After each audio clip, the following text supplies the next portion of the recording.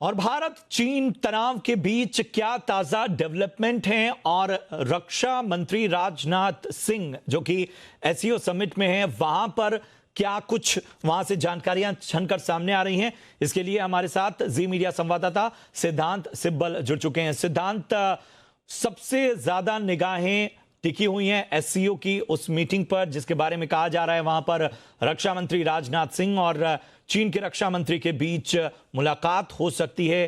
क्या कुछ जानकारियां छनकर सामने आ रही हैं?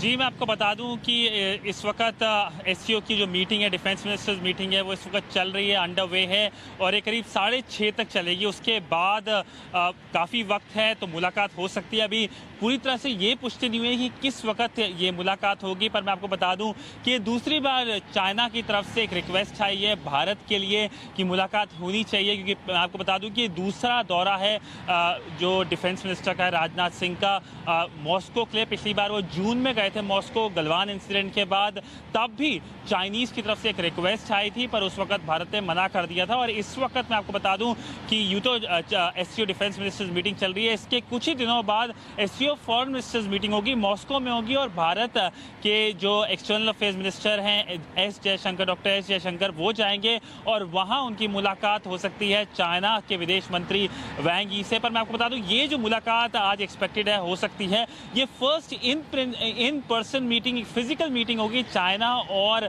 भारत के बीच में। हाई लेवल पॉलिटिकल एंगेजमेंट होगा, क्योंकि अभी तक जो हम देख रहे हैं वो कॉन्वर्सेशन जो हो रही है वो वर्चुअल कॉन्वर्सेशन हो रही है, टेलीफोनिक कॉन्वर्सेशन हो रही है। भारत के जो फॉरेन मिनिस्टर और चाइना के फॉरेन मिनिस्टर्स के बीच में टेलीफोनिक कॉल हुई है, फिर एनएसए डोवाल और चाइनीज फॉरेन मिनिस्टर के बीच अभी एक वीडियो कॉन्फ्रेंस हुई है। पर अभी तक हम जो सिचुएशन देख रहे हैं, ग्राउंड पे सिचुएशन देख रहे हैं, वो काफ़ी इस वक्त टेंस सिचुएशन है। मैं आपको बता दूं कि आज ही जो भारत के जो आर्मी चीफ हैं वो उन्होंने एक स्टेटमेंट दी, कहा कि वहाँ पे सिचुएशन नाजुक बनी हुई है। और मैं आपको बता सकता हूँ कि इसके अलावा भारत का फोकस है कि डिप्लोमेटिकली सिचुएशन को रिजॉल्व करा जाए।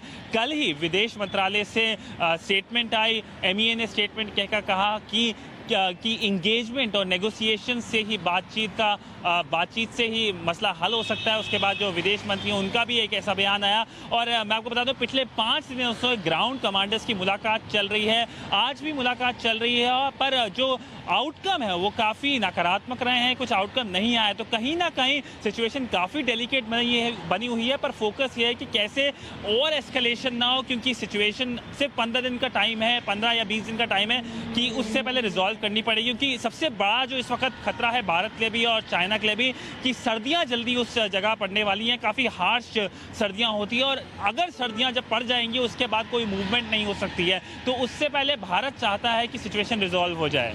सिद्धांत, एक चीज समझना चाहेंगे, चूंकि एससीओ मीटिंग में जैसा आपने जिक्र भी किया कि पहले भी रक्षा मंत्री जब गए थे तो किसी तरह की जो बायलैटरल टॉक है वो नहीं हुई थी भारत और चीन के बीच। क्या ये इस वजह से भी है क्योंकि ये जो मीटिंग होती है, जो फोरम है, इसका मकसद कुछ और है और इस वजह से बार बार इस तरह की जो अपील होती है, रिक्वेस्ट होती है, उसे खारिज किया जाता है? और खुद रूस ने भी इसके बारे में कई बार इस तरह की मीटिंग के लिए डिनाई किया है।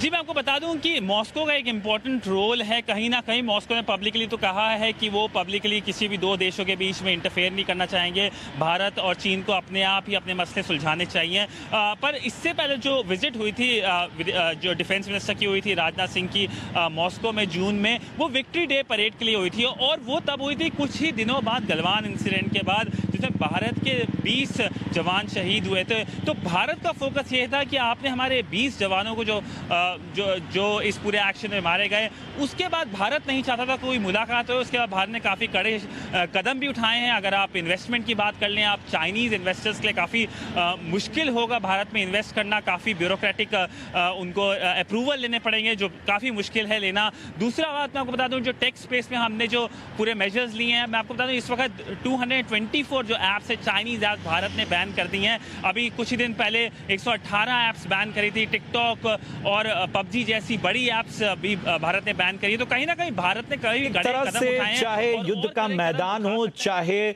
इकोनॉमिक नजरिया, इन सब में एक तरह से घेरने की कोशिश और एक बेहतरीन स्ट्रेटजी के साथ भारत चीन पर दबाव बनाता हुआ, वही असर है कि आज चीन बार बार भारत से बातचीत की अपील कर रहा है एक ऐसे मंच पर जहां पर आमतौर पर बायलैटरल जो टॉक्स होती हैं वो नहीं होती। बहुत बहुत शुक्रिया करेंगे सिद्धांत सिब्बल, आपका बहुत अहम जानकारी देने के लिए, तमाम डेवलपमेंट्स की जानकारी देने के लिए।